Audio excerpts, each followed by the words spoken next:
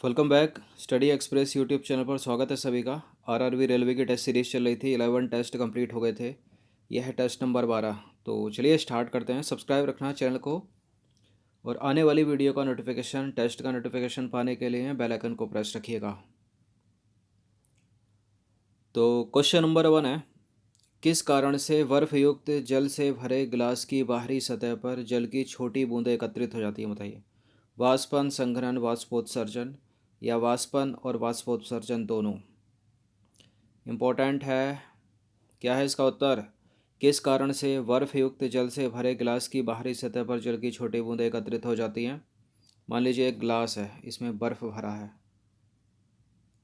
अब बाहर बूंद बूंद आ जाती है ना, तो ये होता है संघनन की प्रोसेस के कारण, कंडेंसेशन की प्रक्रिया के कारण। और क्यों होता है वो? क्योंकि जो बाहर की हवा है ना, यहाँ पर जो हवा है वो यहाँ जैसे गिलास के संपर्क में आती है वो ठंडी हो जाती है। ठंडी जाती है तो वो हवा कैसी अवस्था में, गैसीय अवस्था में है ना, तो लिक्विड फॉर्म में आ जाती है। अब देखिए, बर्फ युक्त जल से भरे गिलास की बाहरी सतह पर जल की छोटी बूंदें संघनन मतलब कंडेंसेशन के कारण एकत्रित हो जाती हैं। वायु में जलवाष्प उपस्थित होती है। जब वायु किसी ठंडे पृष्ठ के संपर्क में आती है तो इसमें उपस्थित जलवाष्प ठंडी होकर संघनित हो जाती है तथा जल की बूंदें पृष्ठ पर दिखाई देती हैं आपको। ये प्रयोग है, इसको आप घर पे भी कर सकते हैं। क्वेश्चन नंबर 2 है, वाष्पन और वाष्पोत्सर्जन दोनों से जल परिवर्तित होता है। द्रव से ठोस में, द्रव से वाष्प में, गैस से द्रव में, या इनमें से कोई नहीं। देखिए, वाष्प और वाष्पोत्सर्जन के द्वारा जो जल है, जो पानी है, वो लिक्विड फॉर्म से गैसीय अवस्था में जाता है, मतलब वाष्प में बदलता है। तो इसका आंसर हो जाएगा ऑप्शन नंबर ए। तो वाष्प और वाष्पोत्सर्जन दोनों से जल जो है वो वाष्प अवस्था में परिवर्तित होता है द्रव से। क्वेश्चन नंबर 3 है, वायुमंडल में कौन सी दो गैसें मिलकर वायु का 99% भाग बनाती है? ये इंपॉर्टेंट है प्रश्न। तो वायुमंडल में सबसे ज़्यादा कौन सी पाई जाती है? नाइट्रोजन पाई जाती है। कितना है नाइट्रोजन? 78%, 78.9% है। और ऑक्सीजन कितनी है? 20.95, लगभग 21% है ऑक्सीजन और लगभग 78% है क्या? नाइट्रोजन। और बाकी 1% जो है कार्बन डाइऑक्साइड तथा अन्य गैसें हैं। तो इसका उत्तर क्या हो जाएगा? ऑक्सीजन और nitrogen, option number D. Question number 4 है, चुंबकीय क्षेत्र के कितने ध्रुव होते हैं? चुंबकीय क्षेत्र के जो ध्रुव होते हैं वो होते हैं दो। कितने ध्रुव होते हैं? दो, उत्तरी ध्रुव और दक्षिणी ध्रुव। तो देखिए, प्रत्येक चुंबक के दो ध्रुव होते हैं, उत्तरी ध्रुव तथा दक्षिणी ध्रुव। जब चुंबक को स्वतंत्रता पूर्वक लटकाया जाता है तो वो हमेशा उत्तर दक्षिण दिशा में आकर रुकता है, याद रखिएगा, बचपन में पढ़ा होगा आपने। क्वेश्चन नंबर 5 है, दो चुंबकों के असमान ध्रुव एक दूसरे को क्या करेंगे? प्रतिकर्षित करेंगे या आकर्षित करेंगे? देखिए, इसमें उल्टा होता है।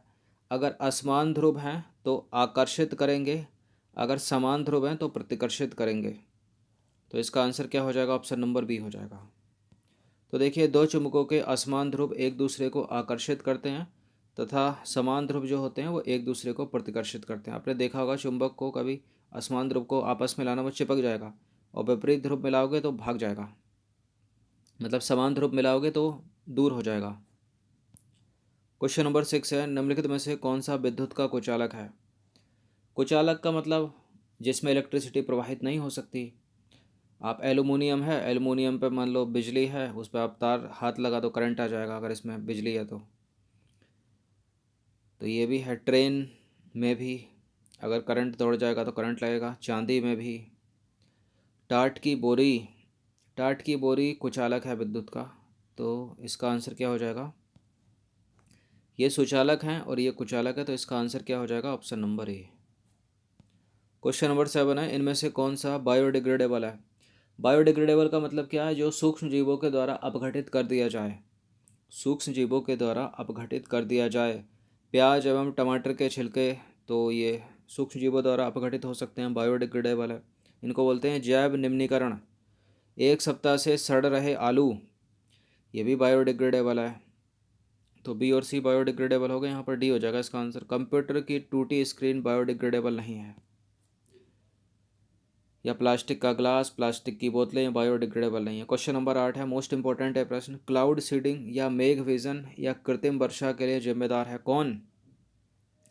ये इंपॉर्टेंट है प्रश्न। कृत्रिम वर्षा किससे कराई जाती है? पोटेशियम आयोडाइड, सिल्वर ब्रोमाइड या फिर कैल्शियम सिलिकेट, या पोटेशियम आयोडाइड, सिल्वर ब्रोमाइड और कैल्शियम सिलिकेट दोनों। देखिए जो मेघ विजन जिसको बोलते हैं क्लाउड सीडिंग या कृत्रिम वर्षा होती है पोटेशियम आयोडाइड से। सिल्वर आयोडाइड है वो ब्रोमाइड नहीं है, इसलिए गलत हो जाएगा। बाकी ठोस कार्बन डाइऑक्साइड है, तो इसका आंसर फिलहाल ए हो जाएगा यहाँ पर। तो देखिए क्लाउड सीडिंग या मेघ विजन या कृत्रिम वर्षा के लिए सिल्वर आयोडाइड, पोटेशियम आयोडाइड और ठोस कार्बन डाइऑक्साइड का उपयोग किया जाता है। यह वर्षा शुष्क क्षेत्रों में जल की आपूर्ति करने के लिए एवं सिंचाई करने के लिए कराई जाती है। क्वेश्चन नंबर 9 है, निम्नलिखित में से कौन सा ऊर्जा का नवीकरणीय संसाधन नहीं है? ऊर्जा का नवीकरणीय संसाधन नहीं है। देखिए यहाँ पर जो ऊर्जा के नवीकरणीय संसाधन है, सौर ऊर्जा है, भूतापीय ऊर्जा है, बायोमास है, पवन ऊर्जा होती है इसके अलावा। और नवीकरणीय नहीं है पेट्रोल डीजल का, मतलब एक बार पर मतलब लिमिटेड है ना, ये अगर ख़त्म हो गया तो वापस थोड़ी आएगा ना। लेकिन सौर ऊर्जा तो हमेशा है, जियोथर्मल हमेशा, बायोगैस, बायोमास और क्या, विंड एनर्जी, ये सभी के सभी नवीकरणीय संसाधन हैं। क्वेश्चन नंबर 10 है, स्पाईवेयर, रैंसमवेयर और मेलवेयर का संबंध निम्नलिखित में से किस क्षेत्र से है? अंतरिक्ष प्रौद्योगिकी, कंप्यूटर एवं इंटरनेट, कोरोना वायरस या स्वाइन फ्लू। देखिए स्पाईवेयर, रैंसमवेयर और मेलवेयर ये सभी जो हैं इंटरनेट और कंप्यूटर की दुनिया से संबंध रखते हैं और आपके डाटा को चोरी करते हैं। स्पाईवेयर क्या करता है? आपका डाटा चोरी कर सकता है, आपका ईमेल पासवर्ड निकाल सकता है, आपके फ़ोन में जो फ़ोटो हैं आपके या जो वीडियो हैं उनको ये निकाल सकता है, आपके बैंक अकाउंट में जो भी पासवर्ड आपने फिल कर रखा है, ईमेल फिल कर रखा है, लॉगिन आईडी, यूज़र आईडी, उनको चोरी कर सकता है। और ये कैसे होता है? जब आप अनवांटेड वेबसाइट पर जाते हो, किसी अनऑथेंटिक चीज़ से गेम डाउनलोड करते हो या फिर किसी अनऑथोराइज्ड लिंक पर क्लिक कर देते हो किसी लालच के लिए। रैंसमवेयर क्या होता है? रैंसमवेयर, मान लीजिए कोई हैकर है, ये एक मेल भेजेगा आपको, अब आप उस मेल पे क्लिक कर दोगे तो आपका जो है सिस्टम लॉक हो जाएगा। अब ये क्या करेगा? आपसे पैसे मांगेगा इस लॉक को खोलने के लिए। तो ये पैसे के लिए किया जाता है। मेलवेयर एक तरह का वायरस है, ये भी लिंक भेजकर आपके दूसरे लैपटॉप में या कंप्यूटर में जो भी आप एक्सेस करते हो उसको एक्सेस कर लेता है अगर आप इस पर क्लिक कर देते हो। तो ये सारे के सारे एक तरह से देखा जाए तो हैकर्स, कंप्यूटर वायरस वगैरह की दुनिया से संबंध रखते हैं, तो बी हो जाएगा इसका उत्तर। क्वेश्चन नंबर 11 है, यूरोप की किस नदी को इटली की गंगा कहा जाता है? इंपॉर्टेंट है प्रश्न। ये सारी की सारी यूरोप की नदियाँ हैं। देखिए पहला है सीन नदी, सीन नदी के किनारे पेरिस बसा है, फेवरेट है ये, पूछा जाता है कि पेरिस किस नदी के किनारे बसा है? सीन नदी के किनारे बसा है। इटली की गंगा पो नदी को कहा जाता है। किसको कहा जाता है? पो नदी को। संसार का ऐसा कौन सा महाद्वीप है जहाँ पर सरीसृप नहीं पाए जाते, रेप्टाइल्स नहीं पाए जाते? देखिए सरीसृप अधिकतर पाए जाते हैं उष्णकटिबंधीय क्षेत्रों में। आपने गर्मियों के मौसम में देखा होगा मच्छर भी आ जाते हैं, और क्या आ जाते हैं, दीवारों पर छिपकलियाँ भी नज़र आने लगती हैं, सांप बिच्छू सब निकलते हैं। लेकिन सर्दियों में ये क्या चले जाते हैं? हाइबरनेशन में चले जाते हैं, दिखते नहीं हैं। अब ठंड कहाँ है सबसे ज़्यादा? है अंटार्कटिका में। तो यहाँ पर जो है सरीसृपों के पाए जाने के लिए अनुकूल परिस्थितियाँ नहीं हैं। तो इसका आंसर क्या हो जाएगा? Option number D. Question number 13 है, इनमें से कौन सा देश हॉर्न ऑफ अफ्रीका का सदस्य नहीं है? कौन सा नहीं है हॉर्न ऑफ अफ्रीका का सदस्य इसमें? देखिए इसकी ट्रिक है, इसका कोड है शीड, SEED, शीड। सोमालिया, इथोपिया, इरिट्रिया और जिबूती। जिबूती को डी से लिखा जाता है इसलिए शीड। तो जिबूती है, इथोपिया है, सोमालिया है, सूडान नहीं है, सूडान नहीं है, यहाँ पर क्या होगा? इरिट्रिया होगा। तो देखिए यह है हॉर्न ऑफ अफ्रीका, सींग की तरह एक आकृति बनती है, इसमें आता है शीड, शीड फॉर SEED, S फॉर हो गया सोमालिया और E फॉर हो गया इथोपिया, दूसरे E का मतलब है इरिट्रिया, और D फॉर है जिबूती की स्पेलिंग देख लीजिए, JIVOUTI से पहले D लगा है, साइलेंट है वो, ग्रामर में पढ़ा होगा। क्वेश्चन नंबर 14 है, निम्नलिखित में से कौन सी ब्रह्मपुत्र की सहायक नदियाँ हैं?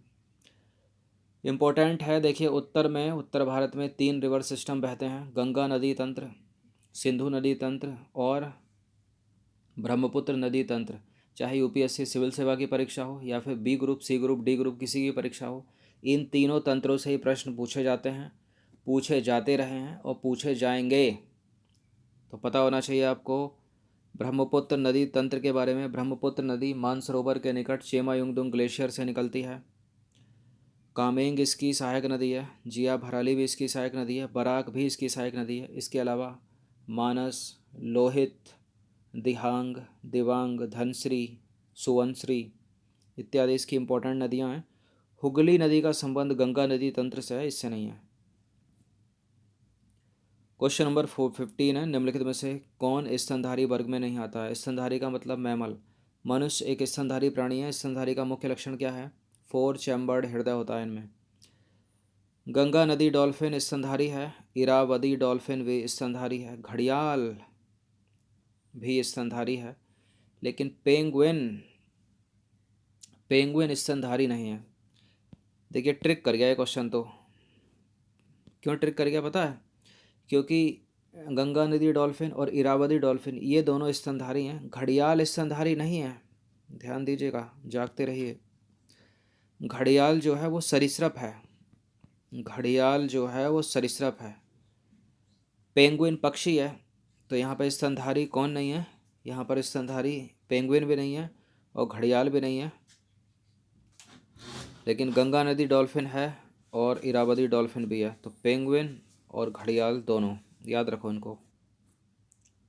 क्वेश्चन नंबर 16 है, ऐसा कौन सा महाद्वीप है जहाँ से होकर 23.5 डिग्री उत्तरी अक्षांश, 23.5 डिग्री दक्षिणी अक्षांश और 0 डिग्री अक्षांश रेखा गुजरती है? देखिए यह है हमारी सुंदर सी पृथ्वी, बीच से एक रेखा खींच दी जाती है 0 डिग्री। इसको क्या बोलते हैं? 0 डिग्री अक्षांश या भूमध्य रेखा या इक्वेटर लाइन या विषुवत रेखा, किसी भी नाम से पूछा जा सकता है। दुनिया भर के 14 देशों से गुजरती है। वो प्रश्न अलग से पूछा जा सकता है।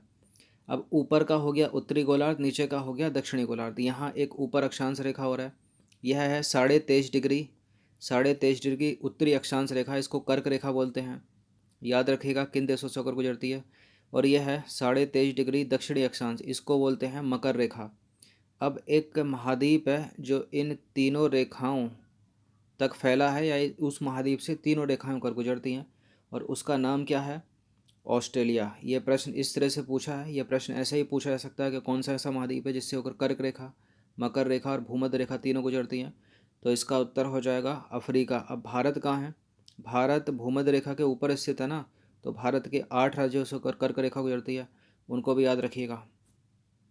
क्वेश्चन नंबर 17 है, मिनेमाता कन्वेंशन का संबंध निम्नलिखित में से किससे है? जलवायु परिवर्तन से, पारे की विषाक्तता से, ओजोन क्षरण से या फिर संपोषणीय विकास से? किससे? देखिए मिनीमाता कन्वेंशन का जो संबंध है वो है पारे की विषाक्तता से। एक है मॉन्ट्रियल प्रोटोकॉल, मॉन्ट्रियल प्रोटोकॉल संबंधित है किससे? ओजोन लेयर से संबंधित है। और संपोषणीय विकास से या सतत विकास से क्या है? एजेंडा 21। क्या है? एजेंडा 21, याद रखिएगा। क्वेश्चन नंबर 18 है, निम्नलिखित में से कौन सा जानवर भारत का राष्ट्रीय जलीय जंतु है?